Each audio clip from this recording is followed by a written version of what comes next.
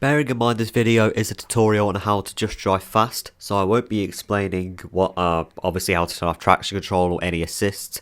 Those will actually be in upcoming videos that will be up very shortly. I promise I'll get them out.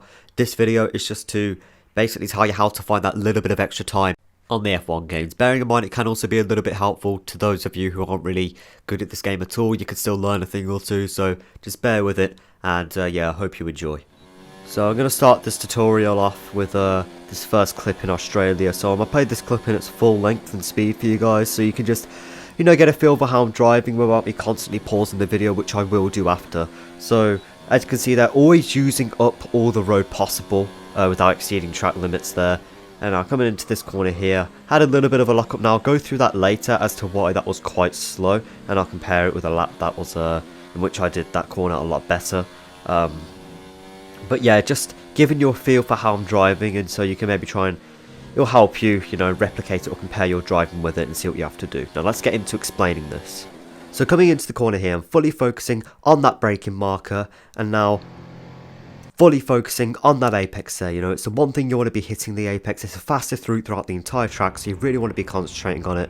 And now braking for the corner, you can see I'm fully on the brakes, and as soon as I begin to turn the wheel, I start lifting off the brakes. This is to prevent locking up the tyres, which can run you off the track and lose a lot of time. Now speaking of the track, you need to use it all on exit there. It's there for a reason, guys, so make sure you use it. And so now coming into turn 3, this is actually an example of what not to do. So you can see here, I brake a little bit too late, and because of that I lock up and I miss my apex. Now I'm going to show you a better example of what to do here. So you can see now on the better example, I brake that fraction earlier than what I do in comparison to the worst example where I lock up. Now this is a perfect example of what to do with many corners like these which require a huge amount of braking, and that is slow in and fast out.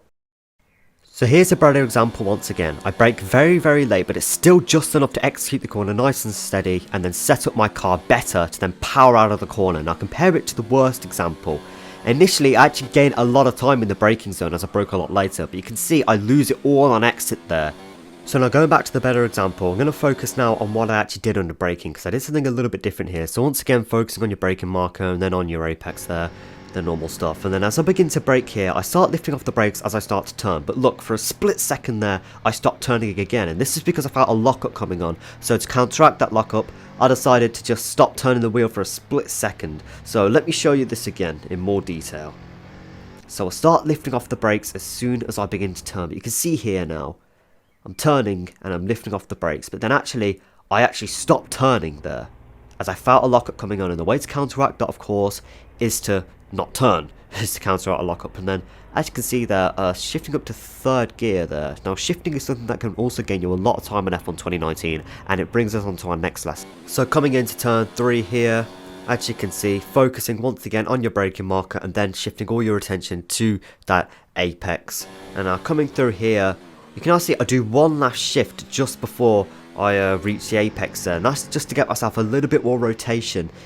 So I just hit that apex. You can see just there, I felt that I was going to understeer off, and that would have been an absolute disaster for my lap there. I also did this in my career mode here in China. You can see just 2 more shifts there, just to get more rotation. I even stopped steering again because I felt like I was going to lock up. So you can see here, braking, shifting down, then stop steering as I felt I was going to lock up.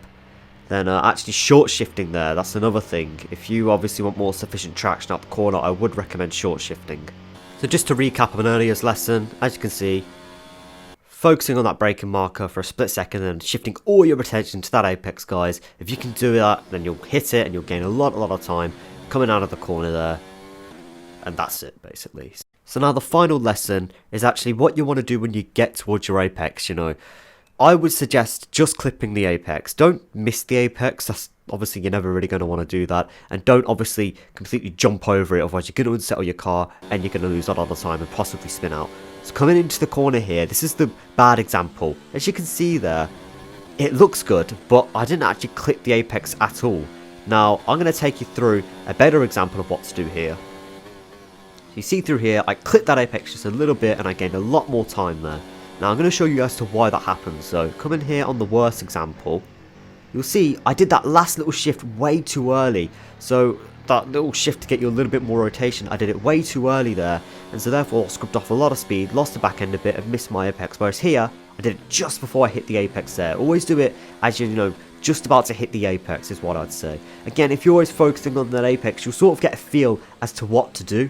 So all I can say is don't watch this video and then expect all of a sudden to be brilliant at F1 2019. Obviously that there wasn't too brilliant, it was in the back end. Do be careful of the curves, I must say, on exit. But you got to practice is all I can say. If you can practice all these tips over and over again. I mean, I've been racing on F1 games ever since 2000 and on a wheel at least ever since Christmas of 2015, so I've been doing this for a long time, and if you can just practice these tips over and over again, I promise you will get a lot better at this game. So that's all for me, guys. I do hope you enjoyed this video. I do hope it was helpful. If you have any questions, let me know in the comments and I'll try my best to answer them, and look forward to more driving school videos. Let me know what you guys would want to see in terms of videos, driving school, or anything else. So yeah, hope you enjoyed, and I'll see you next time.